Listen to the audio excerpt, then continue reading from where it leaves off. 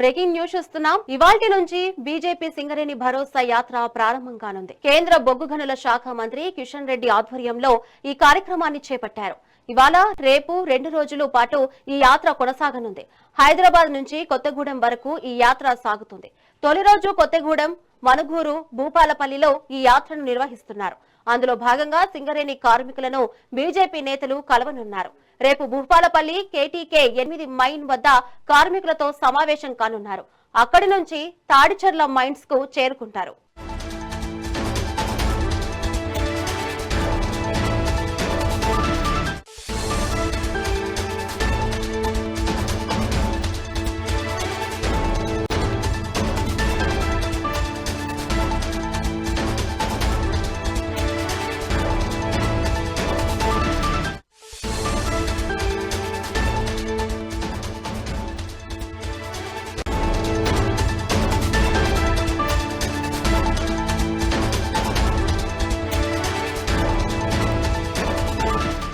ఇవాల్టి నుంచి బీజేపీ సింగరేణి భరోసా యాత్ర ప్రారంభం కానుంది. కేంద్ర బొగ్గు గనుల శాఖ మంత్రి కిషన్ రెడ్డి ఆధ్వర్యంలో ఈ కార్యక్రమాన్ని చేపట్టారు. ఇవాళ రేపు 2 రోజుల పాటు ఈ యాత్ర కొనసాగనుంది. హైదరాబాద్ నుంచి కొత్తగూడెం వరకు ఈ యాత్ర కొనసాగుతుంది. తొలి రోజు కొత్తగూడెం, మనుగూరు, భూపాలపల్లిలో ఈ యాత్రను నిర్వహిస్తున్నారు. అందులో భాగంగా సింగరేణి కార్మికులను బీజేపీ నేతలు కలవనున్నారు. రేపు భూపాలపల్లి కేటీకే 8 మైన్ వద్ద కార్మికులతో సమావేశం కానున్నారు. అక్కడి నుంచి తాడిచర్ల మైన్స్ కు చేరుకుంటారు. ఇక దీనిపై మరింత సమాచారం మా ప్రతినిధి రవికుమార్ అందిస్తారు. రవికుమార్, చెప్పండి. Thank you Shravani. ఏదైతే కేంద్ర బొగ్గు గనుల శాఖ మంత్రి కిషన్ రెడ్డి ఆధ్వర్యంలో ఇటు సింగరేణి కార్మికులకు భరోసా కల్పించే విధంగా ఇటు భరోసా యాత్రను జాతీయ జనతా పార్టీ చేపట్టనుంది. ఈ నేపథ్యంలో ఈ 2 రోజులు ఈ యాత్రలను నిర్వహించనున్నారు. మొత్తంగా ఇటు ఏదైతే గోదావరి కని ఓపెన్ కాస్ట్ వద్ద కార్మికులతో కూడా ఇటు బీజేపీ నేతలు భేటీ కానున్నారు.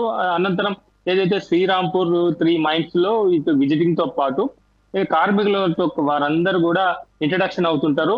అదే విధంగా ఇటు మంచిర్యాలకు సంబంధించిన ఏదైతే ఉందో అక్కడ యాత్ర ముగుస్తుంది. అయితే 2 రోజుల పాటు జరిగే ఈ యాత్రలో దాదాపు 4 జిల్లాలలో 3 సభలు, 5 చోట్ల ఇటు సభ కార్మికులతో ముఖాముఖి సమావేశాలు చేయనున్నారు నేతలు.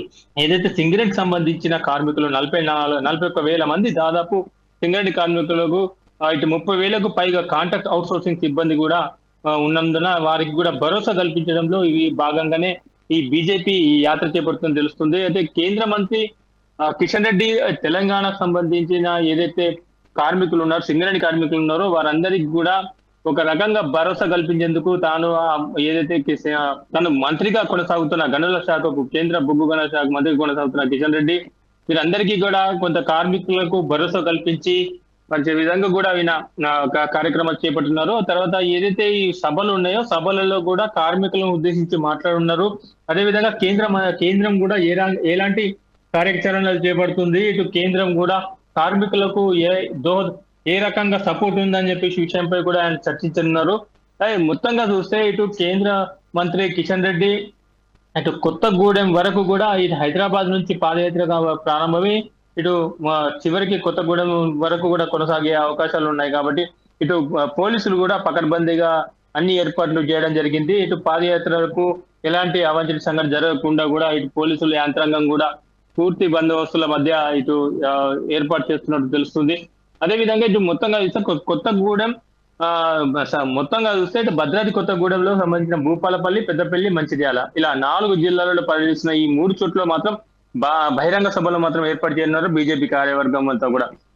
అయితే ఇది 5 బొగ్గు గనుల వద్ద ఈ ఏదైతే కార్నూల్ గల్లో గేట్ మీటింగ్స్ కూడా ఉంటాయని చెప్పేసి కూడా కార్నల్ మీటింగ్స్ దాంతో పాటు ఉంటాయని చెప్పేసి, అదే విధంగా ఇటు భూపాలపల్లిలో ఇటు కేటీకే 8 మైన్ వద్ద కూడా కార్మికులను కలిసే ఛాన్సెస్ ఉన్నాయని చెప్పేసి ఇటు బీజేపీ నేతలు కూడా చెప్పుకొస్తున్న పరిస్థితి.